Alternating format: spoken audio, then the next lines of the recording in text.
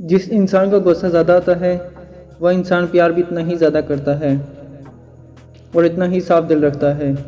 جب تمہارے دل میں کسی کے لیے نفرت پیدا ہونے لگے تو فوراً اس کی اچھائی کو یاد کرو۔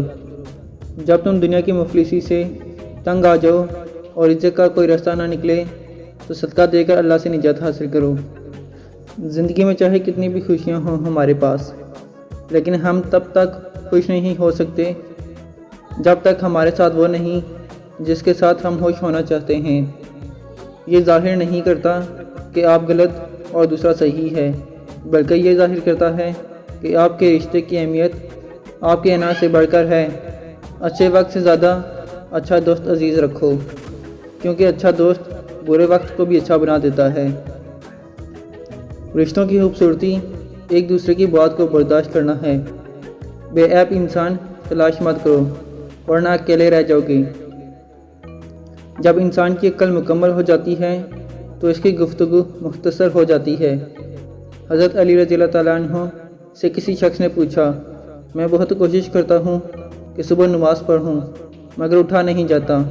حضرت علی رضی اللہ تعالیٰ عنہ نے فرمایا، یہ نیند کی وجہ نہیں بلکہ تم جو سارے دن میں جو گناہ کرتے ہو وہ تمہارے گردن میں توق، ہاتھوں میں ہتھکڑی اور پاؤں میں بیڑیاں باندھ کر تمہیں اٹھنے نہیں دیتے۔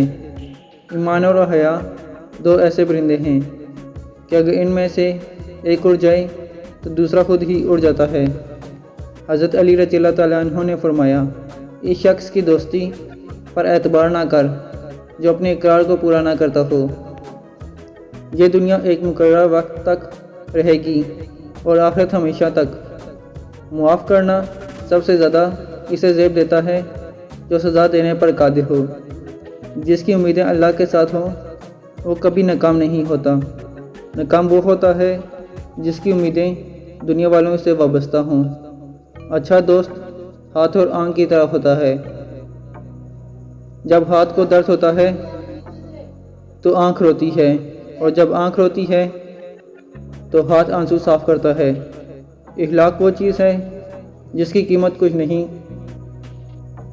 دینا پڑتی مگر اس سے ہر چیز خریدی جا سکتی ہے۔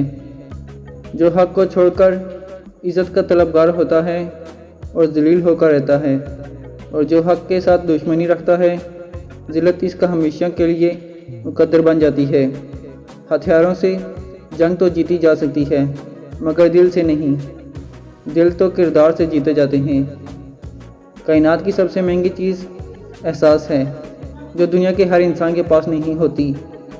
عادت پر غالب آنا کمال فضیلت ہے۔ عقل مند کی عادت ہے کہ وہ ضرورت یا دلیل کے بغیر بات نہیں کرتا۔ بارش کا قطرہ سیپی اور سانپ دونوں پر گرتا ہے، جبکہ سانپ اسے زہر دیتا ہے اور سیپی سے موتی۔ جس کا جیسا ضرب ویسی اس کی تخلیق۔ برے ساتھی سے تنہائی اچھی ہے۔